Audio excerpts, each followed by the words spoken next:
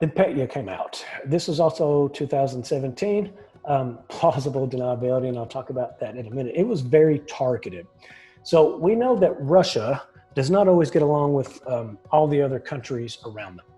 And so, Petya was a WannaCry copycat. It took advantage of the same SMB vulnerability, which was Eternal Blue, to spread inside networks, but also externally.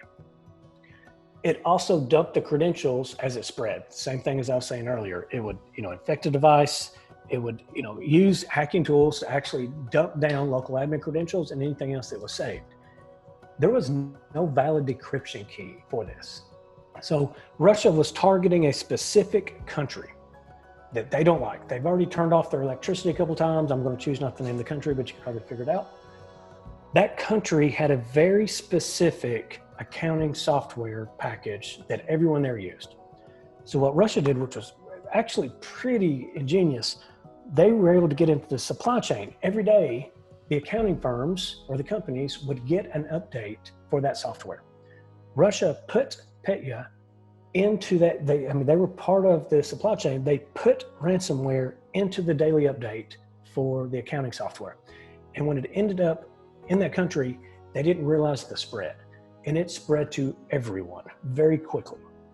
The only purpose for this was to create havoc. This was the actual note. You couldn't even pay that if you wanted to. They had no intention whatsoever to make any money off of this. They just wanted to take systems down.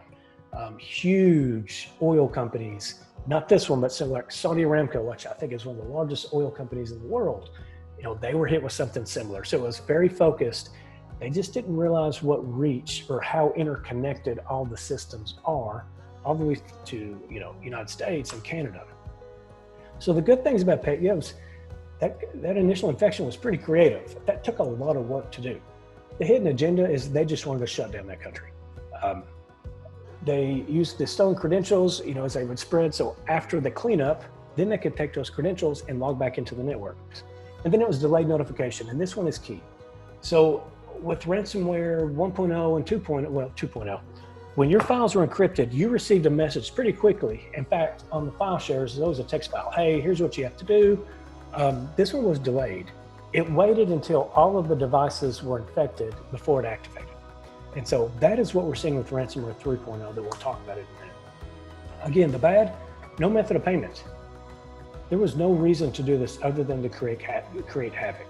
A lot of unintended victims, there were hospitals, and there were a lot of companies in the United States that were, deeply impacted by that. Sorry, I was about to drop something, so speaking of. The espionage was obvious, and everyone pretty much figured out who it was against. Their business model just stunk. They didn't make any money. And if I'm ransomware CEO, this product line was not on the roadmap. We have some rogue people here.